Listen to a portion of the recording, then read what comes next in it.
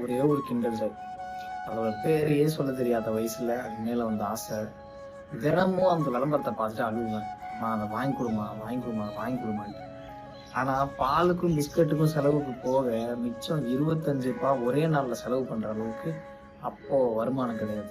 அதுலயே விளையாட்டு ஜாமான்லாம் இருக்குமா, சாப்பிட்டு அதையே வச்சு விளையாடலாமா அப்படின்னு நான் என்ன சொல்லி கன்வின்ஸ் பண்ணாலும் வாங்கி கொடுத்தா 2 பிள்ளைக்கும் வாங்கி கொடுக்கணும்.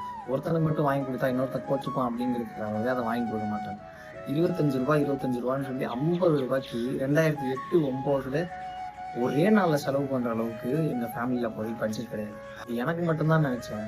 ஒவ்வொருத்தர்கிட்டயா பேசும்போது தான் தெரியுது என் வயசுல இருக்க பசங்க சின்ன வயசுல எல்லாருக்குமே இதே ஆசை இருந்திருக்குன்ட்டு. 25 ரூபாய் கொடுத்து அதை வாங்க முடியாத நிலைமையில சீட்டோட மட்டும்தான் 10 ரூபாய்க்கே அந்த ஸ்நாக்ஸோட சேர்த்து ஒரு சின்ன பொம்மையும் பாக்கெட்டுக்குள்ளேயே போட்டு விட்டுட்டு இருந்தான்.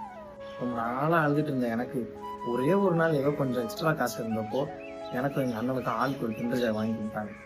வாயில வச்ச உடனே ஸ்நாக்ஸ் முடிஞ்சு போச்சு. கொஞ்ச நேரம் விளையாண்டதுக்கு அப்புறம் பொம்மை மேல இருந்த இன்ட்ரெஸ்ட் போச்சு. இதுக்காடா இவ்வளவு நாள் அழுதுட்டு இருந்தோம் அப்படின்னு ஆயிடுச்சு.